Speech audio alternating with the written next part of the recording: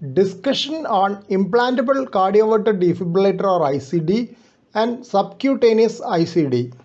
Chest X-ray showing implantable cardioverter defibrillator. Device is seen in the left infraclavicular area. Two high voltage shocking coils are seen, one in the superior vena cava and another in the right ventricle. Please subscribe to this channel for future updates. Click on the subscribe button. Press the bell icon after that for all updates. Two pacing electrodes are seen beyond the right ventricular high voltage coil. Multiple shock vectors can be programmed because they can, and both high voltage coils can act as electrodes for discharging the high voltage shocks. One study has shown that configuring the right ventricular high voltage coil as anode gives a slightly lower defibrillation threshold and a potentially lower risk of inducing ventricular fibrillation when the shock is given for ventricular tachycardia. But with modern ICDs giving biphasic shocks, shock polarity is not of that significance.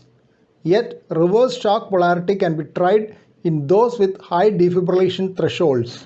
ICD is an implantable device which can treat both brady and tachyarrhythmias.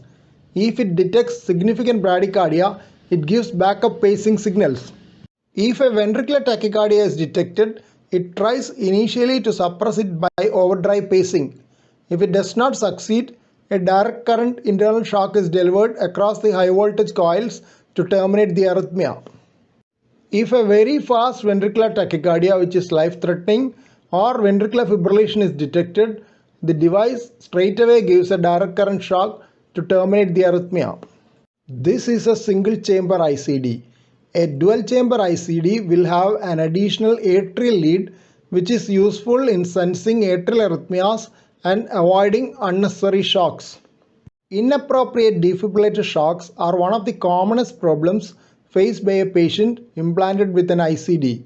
It produces psychological problems and affects quality of life in many ICD recipients. Inappropriate shocks are shocks delivered for rhythms other than ventricular fibrillation and sustained ventricular tachycardia. Most common cause of inappropriate shocks are supraventricular arrhythmias including supraventricular tachycardia, atrial fibrillation and sinus tachycardia. Myopotential oversensing and T-wave oversensing are other two important causes.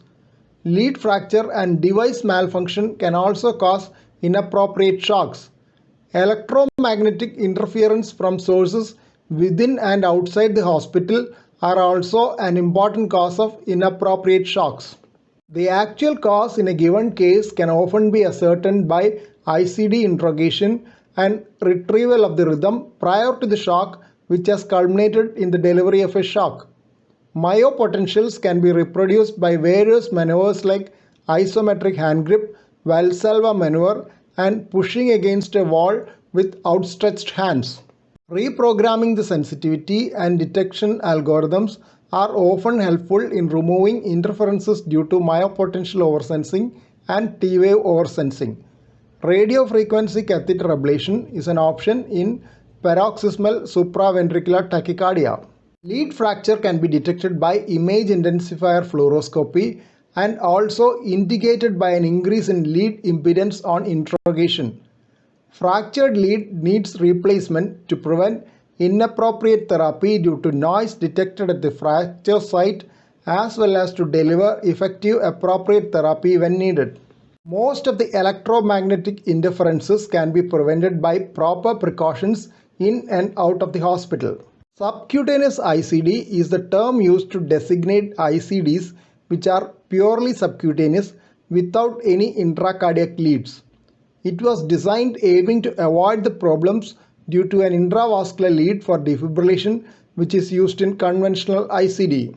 A subcutaneous ICD uses a subcutaneous lead in the parasternal location and the defibrillation current passes between the lead and the active can implanted in the infraaxillary region.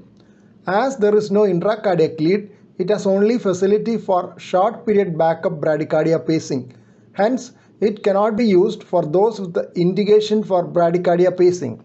Similarly, it cannot be used when combined cardiac resynchronization therapy is needed. SICD has another disadvantage in that it cannot be used for terminating ventricular tachycardias by overdrive pacing. Still, subcutaneous ICD can be considered in those with inherited channelopathies with propensity for life-threatening ventricular arrhythmias, congenital heart diseases with limitations on lead placement due to poor venous access, in immunocompromised hosts who are likely to have intravascular infection, and in young and active with higher chance of conventional ICD lead failure. The device is much bulkier than conventional ICDs because higher defibrillation energy is needed for subcutaneous ICD. Battery life may be lesser for the same reason. Here are a couple of references. Please don't forget to subscribe to this channel for future updates and click on the bell icon for all updates. Thank you.